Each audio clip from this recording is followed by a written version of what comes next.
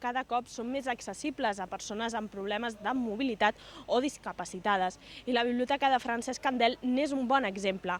Aquí no volen que l'edat sigui un impediment per gaudir dels llibres i per això ofereixen un servei de préstec i lectura a domicili. Les dificultats per caminar no li permeten anar a la biblioteca, però ara, a través d'aquest servei de voluntariat, els llibres arriben fins on ella està. L'Antònia té 94 anys i gràcies a l'Anna i a les revistes que li porta cada mes pot seguir coneixent racons de tot el món. Jo mateixa llegeixo. Tot el que em sembla que m'ha d'agradar, m'agrada llegir-ho. Aquí en aquesta revista, mare meva, si pogués anar de viatge, hi ha unes coses més maques.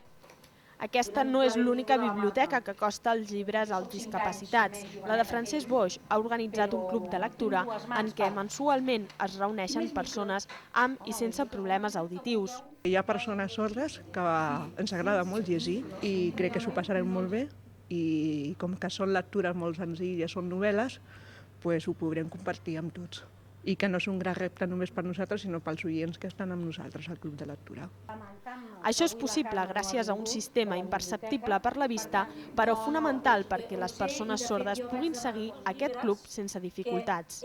Parles a partir del micro, els participants, i no se sent pels altaveus, però és cert que sí que a ells els hi arriba el so amplificat, no? I poden sentir i seguir la conversa molt millor. Això i l'interès dels assistents fan que els problemes auditius no siguin una barrera per compartir allò que més els agrada, la seva afició als llibres.